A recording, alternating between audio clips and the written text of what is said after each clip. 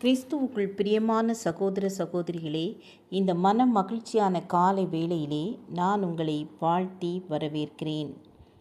2 தூக்கணாங்குருவிகள் இன்பமாக வாழ்ந்து வந்தன. அவை இரண்டும் சேர்ந்து அழகான ஒரு கூட்டை உருவாக்கியது. அந்த கூட்டில் ஒரு சிட்டுக்குருவி வந்து உட்கார்ந்து கொண்டது. இந்த தூக்கணாங்குருவிகள் உணவு தேட சென்றுவிட்டு தன் கூட்டிற்கு வரும்பொழுது சிட்டுக்குருவி உள்ளே உட்கார்ந்திருந்தது. ஏய் சிட்டுக்குருவி, நீ ஏன் உள்ளே உட்கார்ந்திருக்கிறாய்? இது எங்களுடைய கூடு அல்லவா என்று சொன்னது. ஆனால் அது சொன்னது, இது என்னுடைய கூடு, நான் இதிலே தான் தங்குவேன் என்று சொல்லி அந்த தூக்கணாங்குருவிகளுடன் சண்டை போட்டது. அந்த தூக்கணாங்குருவிகள் எவ்வளவோ எடுத்து சொல்லியும், நாங்கள் கஷ்டப்பட்டு கட்டின வீடு என்று சொல்லியும் அந்த சிட்டுக்குருவி என்ன செய்யவில்லை, அந்த கூட்டை விட்டு வெளியே வரவே இல்லை. அது என்னுடைய கூடு, நான் வசிக்கும் இடம் என்று சொல்லி அந்த தூக்கணாங்குருவிகளை துரத்திவிட்டது. அந்த தூக்கணாங்குருவிகள் இரண்டும் துக்கத்தோடு பறந்து சென்றன. ஆனால் சிறிது நேரம் கழித்து நிறைய தூக்கணாங்குருவிகளை கூட்டிக் கொண்டு அது வந்தது. எல்லா தூக்கணாங்குருவிகளும் வாயில் நிறைய களிமண்ணை கொண்டு வந்தது. வந்து அந்த வாசலிலே அந்த களிமண்ணை வைத்து என்ன செய்தது, அடைத்தது.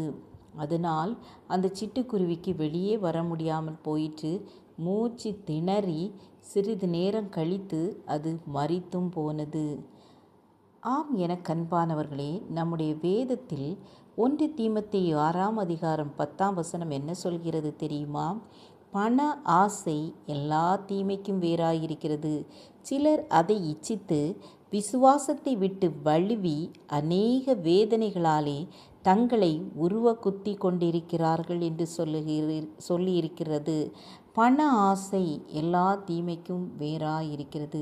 இந்த சிட்டுக்குருவியை பார்த்தீங்களா? இன்னொருத்த அந்த கஷ்டப்பட்டு கெட்டின தூக்கணாங்குருவியின் வீட்டை என்ன செய்தது, அபகரித்து கொண்டது.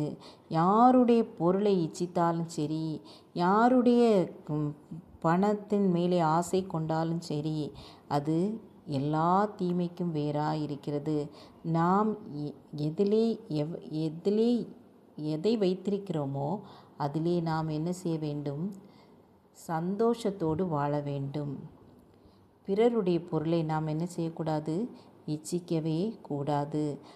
நாம் அப்படி இச்சித்தோமானால் விசுவாசத்தை விட்டு வழுவி என்ன செய்வோம், அநேக வேதனைகளாலே நம்மை நாமே என்ன செய்வோம், உருவ குத்தி கொள்வோம்.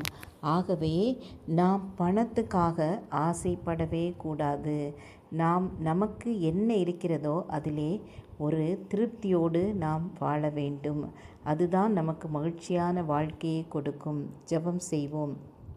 அன்புள்ள இயேசப்பா, நாங்களும் கர்த்தாவே பண ஆசை கொள்ளாமல், வேறு எந்த காரியத்திலேயும் ஆசை கொள்ளாமல், உம்மேலே விசுவாசத்தை வைத்து நாங்கள் உலகத்துக்கு ஏற்ற பிரகாரமாக வாழாமல் விசுவாசத்தின் வாழ்க்கை வாழத்தக்கதான கிருபை எங்கள் ஒவ்வொருவருக்கும் தாருங்க.